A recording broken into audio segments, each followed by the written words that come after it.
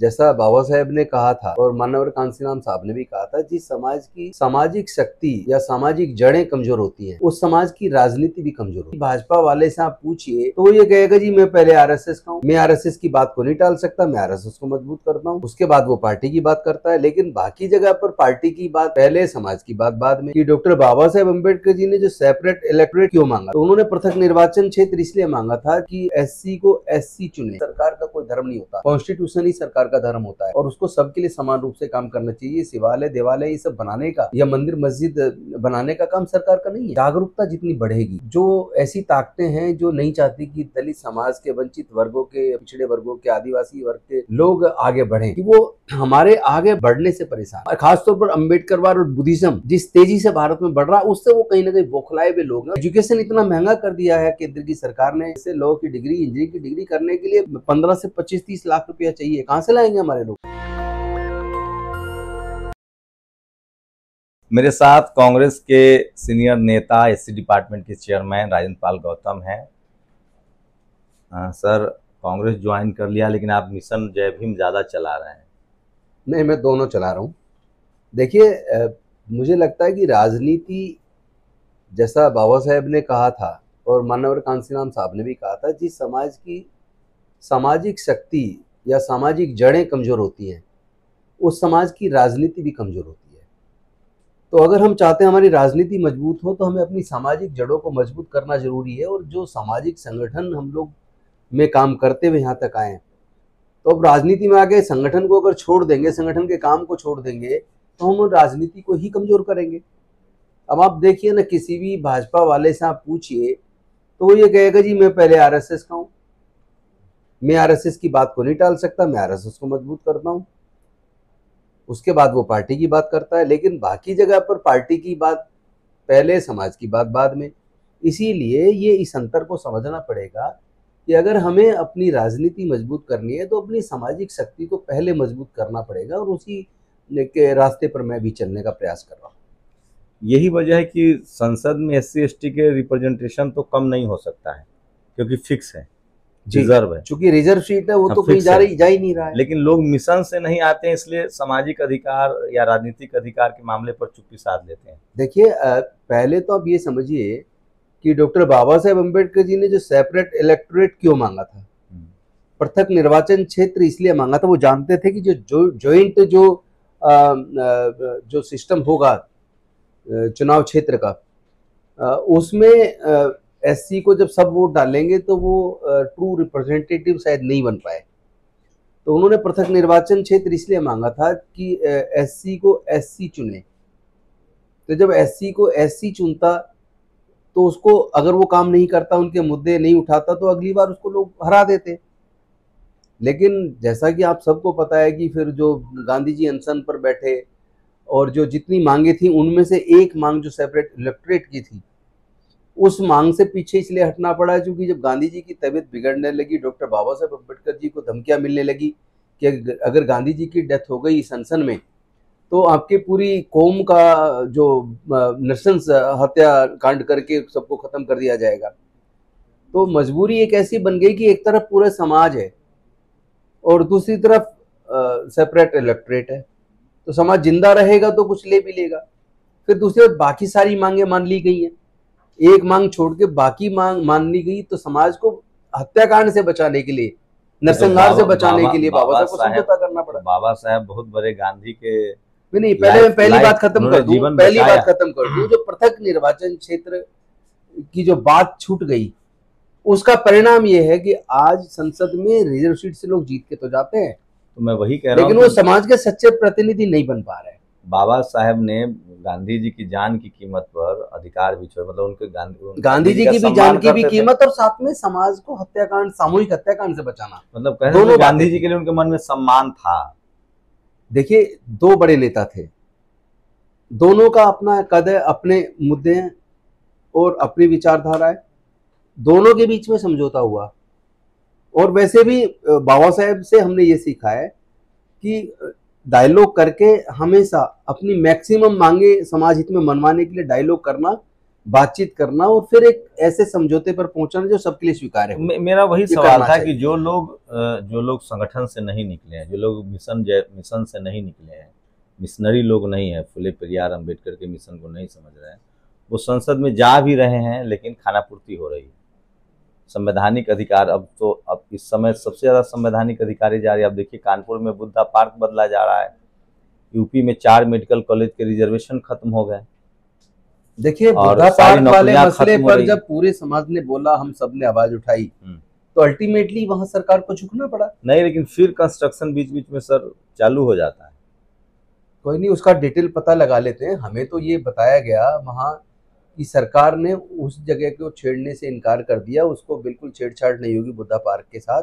वो कोई दूसरी लैंड उन्होंने उसके लिए एलोकेट की है जिसपे वो शिवालय बनाने की बात वहाँ की सरकार का। हालांकि मेरा ये मानना है सरकार का कोई धर्म नहीं होता, कॉन्स्टिट्यूशन ही सरकार का धर्म होता है और उसको सबके लिए समान रूप से काम करना चाहिए। शिवालय देवालय ये सब बनाने का या मंदिर मस्जिद बनाने का काम सरकार का नहीं है, लेकिन बीजेपी की ज्यादातर सरकार यही काम कर रही है। 4 मेडिकल कॉलेज बच्चों की में पढ़ाई का पैसा नहीं दे सकते, लेकिन वो ऐसी चीजों पर धार्मिक 4 कामों पर का मेडिकल पैसा कॉलेज खर्च में करते जो SC ST सब प्लान के पैसा से बना था, उसका पहले लखनऊ में की एकल बेंच हैं। भाटिया इस लड़ाई साहब को ने सुप्रीम कोर्ट में हमें लड़ना पड़ेगा, क्योंकि जो तर्क हाई कोर्ट के जजेज ने दिया कि एक नीट के अंदर जो सीटें हैं उसमें इन 4 कॉलेजेस के अंदर शेड्यूल्ड कास्ट को 70% सीटें दी जाती हैं, तो वो कह रहे हैं कि ये एक्सेस है, नहीं मिलना चाहिए। जबकि उनको ये पता होना चाहिए ये 4 कॉलेज जो कि स्पेशल कंपोनेंट प्लान फंड जो शेड्यूल्ड कास्ट का उस फंड से बने हैं, उन्हीं के लिए डेडिकेटेड है, तो उसमें तो छेड़छाड़ नहीं की जानी चाहिए थी। इस बात को अब मुझे लगता है कि सुप्रीम कोर्ट में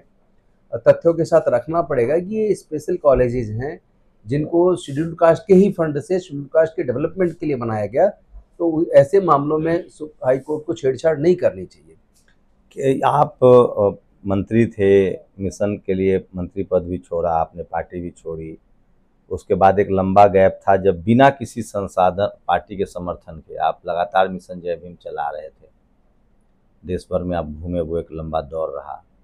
अभी भी जिस तरह क्या, अब तो आपके पास एक राष्ट्रीय पार्टी के आप SC डिपार्टमेंट के चेयरमैन हैं, अब संसाधन भी है, ताकत भी बढ़ी है आपकी, ये जो कास्ट एट्रोसिटी रुकने का नाम नहीं ले रहा है, संवैधानिक अधिकार छीन रहा है, इसको लेकर कोई रोड मैप बनाया है आपने? हाँ, इसके ऊपर हम पूरे देश में अपने संगठन को मजबूती दे रहे हैं और हम अपने डायरेक्शंस दिए हमने अपने डिपार्टमेंट के पदाधिकारियों को, नेताओं को, कि जहाँ भी कोई एट्रोसिटी या कोई भी घटना होती है हम तुरंत जाके पीड़ित परिवार से मिलिए और उनके मुद्दों पर अगर ज़रूरत पड़े शासन से बात करो, धरने प्रदर्शन की ज़रूरत पड़े तो वो करिए। और साथ ही साथ एक चीज़ और है, जागरूकता जितनी बढ़ेगी तो जो जो ऐसी ताकतें हैं जो नहीं चाहती कि दलित समाज के, वंचित वर्गों के, पिछड़े वर्गों के, आदिवासी वर्ग के लोग आगे बढ़ें या वो अपने मुद्दों पर मजबूती से आवाज़ बुलंद करें, तो ये क्रिया की प्रतिक्रिया है, ये प्रतिक्रांति है एक तरह की, कि वो हमारे आगे बढ़ने से परेशान है। हम खासतौर पर अम्बेडकरवाद और बुद्धिज्म जिस तेजी से भारत में बढ़ रहा है उससे वो कहीं ना कहीं बौखलाए हुए लोग हैं, और बौखलाए हुए लोग अक्सर यदा कदा इस तरह के हमले हमारे लोगों पे करते हैं।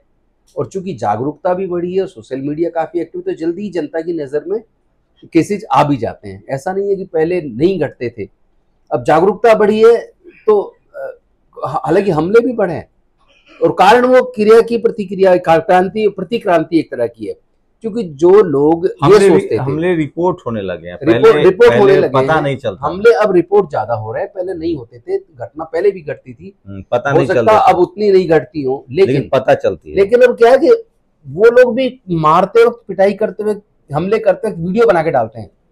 इसका मतलब जिनमें जाति का दम है वो डराने के प्रयास के तहत ये वीडियो बना के डालते हैं ताकि ये दलित समाज के, पिछड़े वर्गों के लोग डरे। लेकिन अब समाज उस डर से आगे निकल चुका है और इस तरह की घटना करने वाले लोग या तो रुक जाएंगे, नहीं रुकेंगे तो हमारे लोग उनको जवाब देने में सक्षम हैं।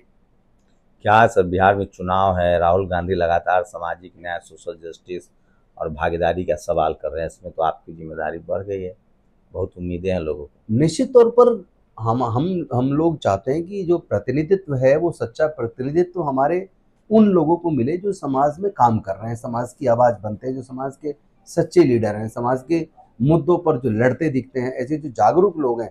राहुल जी का भी क्लियर संदेश है कि अब हम आपको केवल रिप्रेजेंटेशन नहीं बल्कि शेयर इन पावर देंगे। साथ ही साथ उनकी तरफ से क्लियर डायरेक्शन है, जो लोग सोशली एक्टिव हैं, समाज के मुद्दों पर लड़ते हैं, ऐसे लोगों को लीडरशिप देने का टाइम आ गया है। अब केवल ऐसे नहीं किसी का पिताजी कोई बड़ा नेता तो उसका बच्चे को मिल जाए, बल्कि जो लोग रोड पे समाज के लिए लड़ रहे हैं, उनके हक अधिकार के लिए लड़ रहे हैं, ऐसे लोगों को आगे बढ़ाना है, ऐसे लोगों के हाथ में लीडरशिप सौंपनी है। ये खुद राहुल जी ने कहा है। एक बड़ा गैप हो गया था, अब आप कांग्रेस में आए हैं, लोगों को उम्मीदें जगी, क्योंकि मिशनरी लोग कांग्रेस में आ नहीं पा रहे थे, अब आ रहे हैं। और मुझे बताते हुए खुशी हो रही है कि चाहे बहुजन समाज पार्टी हो, चाहे आम आदमी पार्टी हो, चाहे आज़ाद समाज पार्टी हो, इन तमाम राजनीतिक पार्टियों से लोग, यहाँ तक कि बीजेपी तक से भी बड़ी मात्रा में लोग कांग्रेस की तरफ रुख कर रहे हैं। और उसका कारण है क्योंकि कांग्रेस नफरत फैलाने का काम नहीं करती, कांग्रेस संविधान के हिसाब से चलती है, संविधान को मजबूती देती है और देश के लिए काम करती है, देश को एकजुट रखने की बात करती है, देश के लोगों को रिप्रेजेंटेशन, ट्रू रिप्रेजेंटेशन देने की बात करती है। और वैसे भी जब हम कंपैरेटिव स्टडी करते हैं, अब तक जो सरकारें रही, चाहे वो कांग्रेस की रही, चाहे बीजेपी की रही, या संयुक्त जो जनता दल की रही, तब तमाम पार्टियों की जो सरकारें रही हैं, जब उनकी कंपैरेटिव स्टडी करते हैं तो हम ये पाते हैं कि जितना डेवलपमेंट की स्कीम्स कांग्रेस के टाइम पे बनी, कांग्रेस के टाइम पर ही, आपको पता होगा पहले सब बैंक प्राइवेट होते थे, इंश्योरेंस कंपनी प्राइवेट होती थी। 19 जुलाई 1969 को 14 बड़े बैंकों को राष्ट्रीयकरण किया इंदिरा जी ने, और लाखों लोगों को रोजगार मिले। दूसरा एम्स बनाए, IITs बनाई, IIMs बनाए, सैकड़ों यूनिवर्सिटीज बनाई, सैकड़ों PSUs बनाए, जिनमें लाखों लोगों को नौकरियां मिली, एक सवाल है सर, मिली। तो ये सारा जो काम हुआ वो कांग्रेस के टाइम पे हुआ। एक सवाल है, स्कॉलरशिप, एक चीज और, स्कॉलरशिप के पैसे से पढ़ के लोग इंजीनियर, डॉक्टर बन जाते थे, साइंटिस्ट, प्रोफेसर बन जाते थे। आज एजुकेशन इतना महंगा कर दिया है केंद्र की सरकार ने पूरे देश के अंदर, कि सरकारी इंजीनियरिंग कॉलेज से, सरकारी लॉ कॉलेज से लॉ की डिग्री, इंजीनियरिंग की डिग्री करने के लिए 15 से 25-30 लाख रुपया चाहिए। कहाँ से लाएंगे हमारे लोग? समाज वो तो लोग व्याकुल भी हैं, जो आम लोग हैं। एक चीज और बता दूं, बीजेपी के टाइम पे 5th पे कमीशन में 4th क्लास एम्प्लॉयमेंट को पूरी तरह आउटसोर्स कर दिया, ठेके पे दे दिया, ठेकेदार उनकी आधी तनख्वाह खा जाता है। मेरा सवाल वही था सर, कि सबको, अब लोग बहुजन समाज के लोग भी बहुत पढ़ लिख गए हैं, तमाम संवैधानिक पदों पर भी पहुंचना चाहते हैं। कांग्रेस ने बिल्कुल रिजर्वेशन को उस तरह से नहीं कुचला, लोगों को नौकरियां मिली, कॉर्पोरेट सेक्टर भी बढ़ा तो प्राइवेट सेक्टर भी बढ़ा और पब्लिक सेक्टर भी बढ़ा। एक जो आप जैसे लोग हैं, जो मिशन मूवमेंट से निकले हैं, जो पॉलिटिकल लीडरशिप चाहते हैं, आप उसके लिए जिम्मेदार नहीं है, लेकिन चूंकि आप इस पार्टी में, उनका एक बड़ा सवाल यही होता है कि कांग्रेस के जब कांग्रेस ने कॉर्पोरेट में दिया, कांग्रेस ने नौकरियां दी, सब है, पॉलिटिकल लीडरशिप की वो जब बात करते हैं तो वो कहते हैं कि कांग्रेस डाइवर्स नहीं दिखती है। जैसे अभी उपराष्ट्रपति का चुनाव था, कोई दलित पिछड़ा को भी कैंडिडेट बनाया जा सकता था, क्रॉस वोटिंग होती, राज्यसभा भेजना हो, विधानसभा MLC बनाना हो, मैं आपको बता दूं, पार्टी में संवैधानिक पद देना हो। सुनिए, ये उन लोग का सवाल है जो आप जो लोग सवाल कर रहे हैं, मैं उन्हीं को जवाब दे रहा हूँ। कई हमारे लीडर्स दलित समाज से हैं जिनको राज्यसभा दी है, राज्यसभा में तो रिजर्वेशन नहीं है, लेकिन राज्यसभा हमारे कई लोगों को दी है कांग्रेस ने। और साथ ही साथ MLCs कई हमारे लोगों को दिया है, जहां रिजर्वेशन नहीं वहां भी दिया है। 15/5/2006 में 93rd अमेंडमेंट लाके 15/5 लागू किया, बनाया, पास किया, ताकि प्राइवेट शिक्षण संस्थानों में रिजर्वेशन लागू हो सके, उसका रास्ता खोला। मैं सवाल वो नहीं था सर, मैं कह रहा हूँ नौकरी हो, कॉर्पोरेट हो, कल अर्जुन सिंह ने OBC रिजर्वेशन लागू किया, वो सब प्लस पॉइंट है आपके लिए। जो आप जैसे लोग हैं, जो पॉलिटिकल सोशल वर्कर है, वो कह रहे हैं कि पॉलिटिकल रिप्रेजेंटेशन कांग्रेस में अब तक रुकता रहा है। अब तो राहुल गांधी खुल के बात कर रहे हैं। लेकिन मैं ऐसे लोगों को एक जवाब देना चाहता हूँ, कांग्रेस के राष्ट्रीय अध्यक्ष कौन है? मल्लिकार्जुन खड़गे। यानी इससे बड़ी कोई पोस्ट किसी पार्टी की होती है? अब ना सर, जब आप सबसे बुरे वक्त में, वो किस समाज से हैं? दलित समाज से। ये सवाल मैं आपको नहीं, मैं उन लोगों को जवाब दे रहा हूँ जो ये बोलते हैं। जब कांग्रेस 42 पर थी, तब खड़गे जी को लाया गया, उसका फायदा हुआ, वो 100 तक गए। अभी आप आए हैं, राहुल जी अब सामाजिक न्याय, सोशल जस्टिस की बात कर रहे हैं, लोग ये कह रहे हैं। मेरा सवाल बस ये, मैं आलोचना भी नहीं कर रहा हूँ, मैं बहुत कह रहा हूँ, आप उसके लिए जिम्मेदार भी नहीं है। मैं ये कह रहा हूँ कि क्या कांग्रेस जो पॉलिटिकल लीडरशिप की भागीदारी है, जिला अध्यक्ष बनाना है, अध्यक्ष बनाना है, प्रभारी बनाना है, प्रदेश अध्यक्ष बनाना है, CWC में जनरल कैटेगरी की भरमार है, मतलब कांग्रेस के जो इंटरनल अपनी जो लीडरशिप, जैसे अनिल जैन जी आए, आप आए हैं, तो लोग को उम्मीदें बढ़ी हैं। सामाजिक कार्यकर्ता, राजनीतिक कार्यकर्ता पार्टी में तभी आएगा ना जब उसको लगेगा कि हमारे लिए कुछ रास्ते हैं। बिल्कुल सही बात है। तो ये एक परसेप्शन बना हुआ है कि कांग्रेस जब बुरे वक्त में होती है तो शोषित वंचित को याद करती है, और जैसी वो सत्ता के करीब पहुंचती है या सत्ता में आ जाती है तो उनकी प्रायोरिटी में ऐसे लोग नहीं रहते हैं। ये अब तक देखा गया है। देखिए, आपको अगर याद हो तो 30 जनवरी 2025 को दिल्ली के हमारे गालिब ऑडिटोरियम में जी संविधान सम्मान सम्मेलन हुआ था, जिसमें राहुल गांधी जी चीफ गेस्ट थे, और उन्होंने स्वयं इस बात को स्वीकारा कि हमारी पार्टी में पहले गलतियां हुई हैं जी। दलित समाज को जितना उनको मिलना चाहिए था सम्मान, या जितना उनको भागीदारी मिलनी चाहिए थी, वो नहीं मिली। और उन्होंने कहा कि हम इस गलती को स्वीकारते हैं और हम इसको सुधार करेंगे और एक वास्तविक रिप्रेजेंटेशन इन वर्गों को देंगे, और हम केवल एक प्रतिनिधित्व नहीं देने की बात कर रहे हैं बल्कि शेयर इन पावर हम लोग देंगे। तो एक व्यक्ति जो सब कुछ अपना कुर्बान करने को तैयार है, देश के संविधान को बचाने की लड़ाई लड़ रहा है, देश में वोट की चोरी को रोकने की लड़ाई लड़ रहा है, देश में तमाम वर्गों को हिस्सेदारी भागीदारी मिले, लेके सुप्रीम कोर्ट, हाई कोर्ट से, व्यापार से, पत्रकारिता से, सभी क्षेत्रों में। और इतना नहीं है, पिछला जो 10 साल सरकार रही यूपीए की, तो आप देखेंगे फूड सिक्योरिटी बिल उन्हीं की सरकार में आया, सूचना का अधिकार उनकी सरकार में आया, आदिवासियों की भूमि संरक्षण का अधिकार उनकी सरकार में आया, और इसके साथ साथ मनरेगा उनकी सरकार में आया।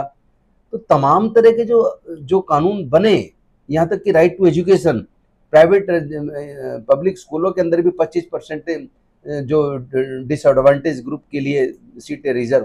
तो ये सारे काम जितने भी हुए आम लोगों के हक के, ये सारे ही तो यूपीए के सरकार में हुए। सर मेरा सवाल बस एक आखिरी सवाल है, मैं वही कह रहा था कि आम लोगों के फायदे में बिल बने, नौकरियां बची, कॉर्पोरेट, मैं उन्हीं लोगों को आपके माध्यम से जवाब दे रहा हूं। मैं आपके माध्यम से उन्हीं लोगों को जवाब दे रहा हूं जो इस तरह के सवाल आपसे भी करते हैं और उससे भी करते हैं। अच्छा, एक और सवाल, आप एससी डिपार्टमेंट के चेयरमैन हैं, लोग उम्मीद कर रहे हैं कि अब चूंकि कांग्रेस एक राष्ट्रीय पार्टी है, देश के हर राज्य में उसका जनाधार है। मैं आपके चैनल के माध्यम से एक अपील, बस एक सवाल बोलिए, फिर मैं एक अपील करूंगा जी चैनल के माध्यम से। तो मेरा सवाल वही था सर कि क्या कांग्रेस कम से कम दिखेगी कि जो एससी एसटी की जो संख्या है, ओबीसी की जो संख्या है, उसकी संख्या बहुत ज्यादा है, तो एससी एसटी को कम से कम अब रिजर्व सीट के अलावा भी भागीदारी मिलनी चाहिए, रिजर्वेशन के अलावा भी रिजर्व सीट्स पर तो बता दूं दे रहे हैं, उसके अलावा भी चुनाव में भागीदारी उनको अलग से मिलनी चाहिए, क्योंकि आपसे उम्मीदें बहुत है लोगों। आपको बता दूं दे रहे हैं ऑलरेडी।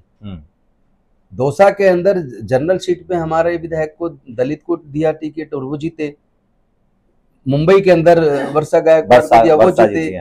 ऐसी कई सीटें जहाँ जनरल सीट पे टिकट दिया और जीत के लाए।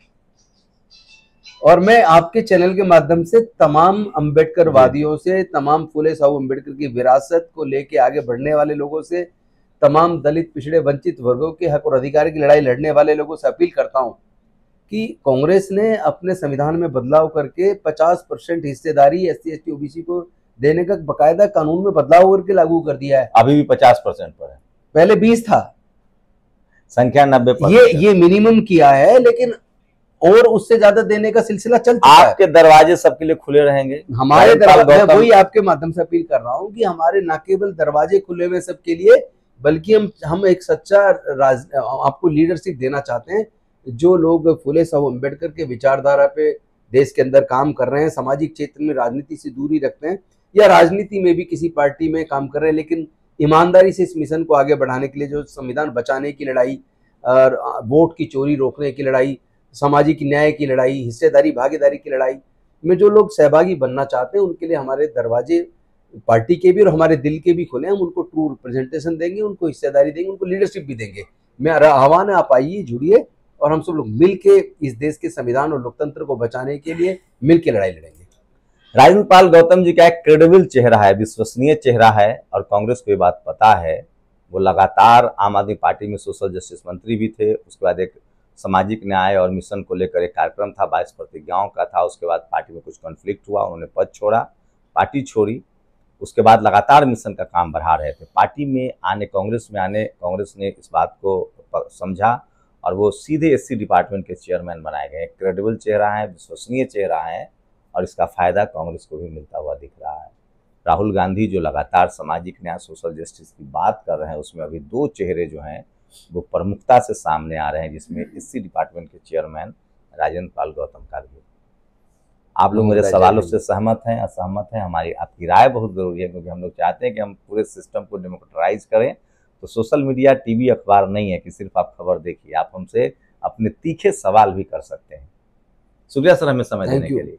शंभू कुमार सिंह, नेशनल दस्तक, दिल्ली। नेशनल दस्तक की आपसे गुजारिश है कि अगर इसको बचाना चाहते हैं तो नेशनल दस्तक को सब्सक्राइब करने के लिए रेड कलर के सब्सक्राइब बटन को दबाएं, फिर बेल आइकन की घंटी दबाएं। नेशनल दस्तक को बचाने के लिए बहुत जरूरी है कि हर खबर को शेयर करें, लाइक करें, कमेंट जरूर करें।